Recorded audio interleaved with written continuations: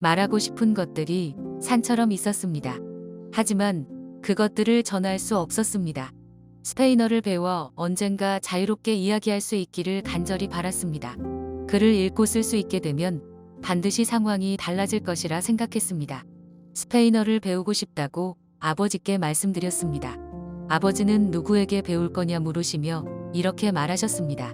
어찌하면 좋을지 나는 모르니까 너 혼자 알아서 해야 할 거다. 리고베르타 맨추툼은 1959년 1월 과테말라 북서부 산악지대 엘키체에서 마야 원주민으로 태어났다. 그의 고향은 아름답고 고요하며 웅장했다. 마야 원주민들은 자연을 아끼고 신을 믿었다. 그러나 누구 할 것 없이 찢어지게 가난했다. 리고베르타도 오빠들처럼 돈을 벌어야만 했다. 8살 되던 해부터 커피 농장에서 일했다. 커피를 손으로 따는 일은 힘들었다. 커피나무 그늘에서 잠들어 버린 적도 있었습니다. 하지만 커피 농장에서 일해 부모님께 힘이 될 수 있고 한 사람 몫을 당당히 해내는 여자가 됐다는 생각에 뿌듯했다. 리고베르타는 한눈 팔지 않고 농장에서 죽기 살기로 일했지만 하루 3끼는 엄두도 내기 힘들었다. 리고베르타가 농장 일을 시작한 지 보름이 지났을 때 이제 겨우 2살이 된 남동생 니코라스가 영양실조로 죽었다. 장례치를 돈도 없었다. 도움을 청하고 싶었지만 마야 원주민들끼리는 말이 달라 소통할 수가 없었다. 그들 각자는 각기 다른 부족으로 별도의 언어를 쓰는 사람들입니다. 같은 마야 원주민이기는 하지만 언어 장벽에 막혀 어쩔 도리가 없었습니다. 리고베르타는 스페인어의 중요성을 깨달았다. 다들 스페인어를 못해서 의사소통이 안 됐던 것입니다. 어찌하면 좋을지 난감했습니다. 도움이 필요했지만 도대체 누구에게 도움을 요청해야 할지 막막했습니다. 농장 관리자는 리고베르타의 어머니에게 죽은 아들을 농장에 매장하고 싶으면 한 달치 임금을 내라고 통보했다. 가족들은 하루 일하러 가지 않고 운고했고 그날 저녁 관리자는 오늘 하루 게으름을 피웠다는 이유로 해고를 통보했다. 인생에 무얼할까 분노랄까 두려움 같은 것을 가슴에 품게 되었습니다. 특히 스페인어를 할 줄 몰라 겪은 서러움과 모욕은 2번 다시 겪지 않으리라 다짐했습니다. 12살 때까지 4년간 커피 목화 사탕수수를 따며 돈을 벌었지만 집안 사정은 늘 어려웠다. 가난도 지긋지긋했지만 고향에서는 도저히 스페인어를 배울 수 없다고 결론을 내고 어머니 아버지에게 폭탄 선언을 한다. 혼자서 수도인 과테말라 시티로 가겠다고 가족들에게 통보한 것이다. 위험천만한 결정이었지만 리고베르타는 완강했다.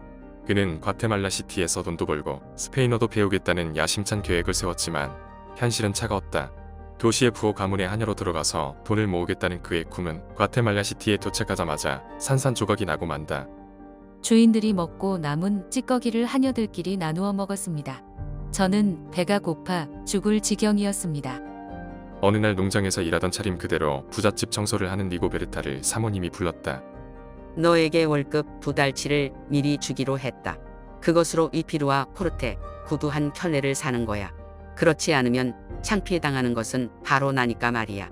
다른 사람들이 네 모습을 봤다는 생각만으로도 소름이 끼쳐. 우리 집에 오시는 분들은 모두 명사들이니 너도 몸차림을 정돈해. 물건은 내가 사다 줄 테니까 너는 집에 있어도 돼. 함께 가면 내가 창피를 당할 뿐이니까. 알았지? 2달치 선불이야. 리고베르타는 피눈물을 삼켰다. 악착같이 스페인어를 익혔지만 틀릴 때가 많았다. 크리스마스 파티에 온 명사들 앞에서 호칭을 제대로 갖추지 못해 욕설을 실컷 듣기도 했다. 리고베르타는 그 집에서 8개월 일하고 탈출하듯 나왔다. 집으로 돌아오니 아버지가 안 계셨다. 아버지 비센테 맨추는 원주민들 토지를 강탈하려는 지주들에게 저항하는 농민운동을 이끌었다는 이유로 투옥돼 18년형을 선고받은 상태였다. 1972년 옥살이 1년 2개월 만에 겨우 아버지를 구출했지만 과테말라를 장악한 군부는 1977년 아버지를 또 체포해 구금했다. 비센테 맨추의 석방을 요구하는 전국 규모의 시위가 이어지자 군부는 풀어줄 수밖에 없었다. 석방된 뒤 잠시 잠적했다 집으로 돌아온 아버지는 더 적극적으로 농민운동에 뛰어들었다. 리고베르타는 1979년 농민운동을 시작했다. 그러나 그의 앞을 22개나 되는 과테말라의 언어가 가로막았다. 그는 좌절하지 않고 원주민들을 설득하고 규합하기 위해 마므어, 카쿠치키르어, 치토오히르어를 새롭게 익히기 시작했다.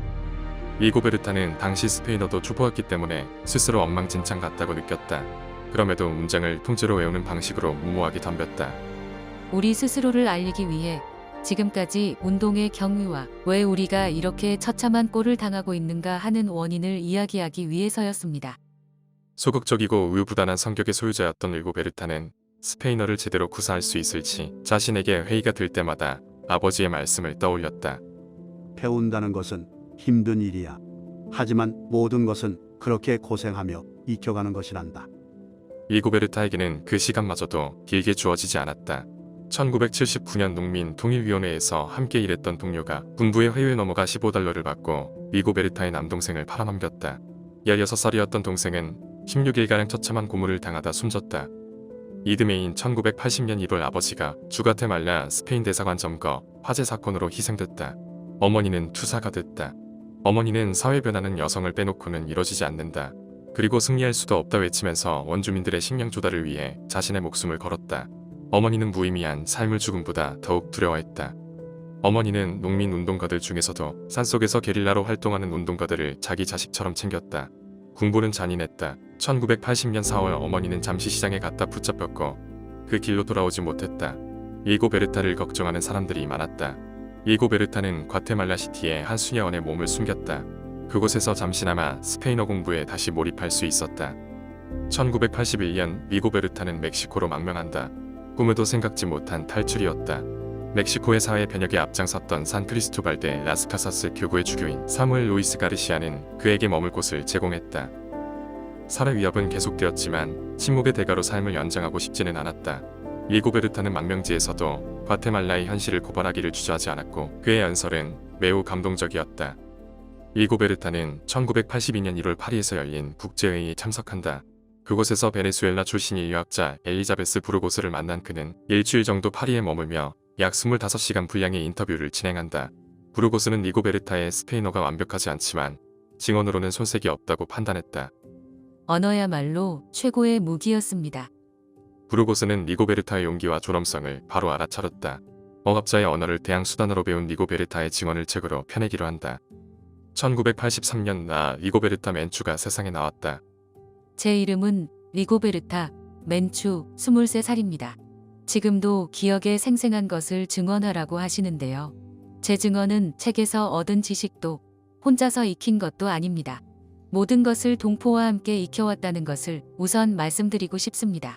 지금까지 살아온 역정을 돌이켜 생각한다는 것은 너무나 쓰라린 일입니다. 리고베르타의 자선적 이야기는 문학적으로도 높은 평가를 받았다. 리고베르타가 국제적인 명성을 얻을수록 과테말라 군부는 긴장했다. 리고베르타는 유럽과 미국에서 잇따라 초청받았다. 그러나 그는 과테말라로 돌아가고 싶었다. 1988년 4월 과테말라 시티 공항에서 경찰 400여 명이 리고베르타를 기다리고 있었다.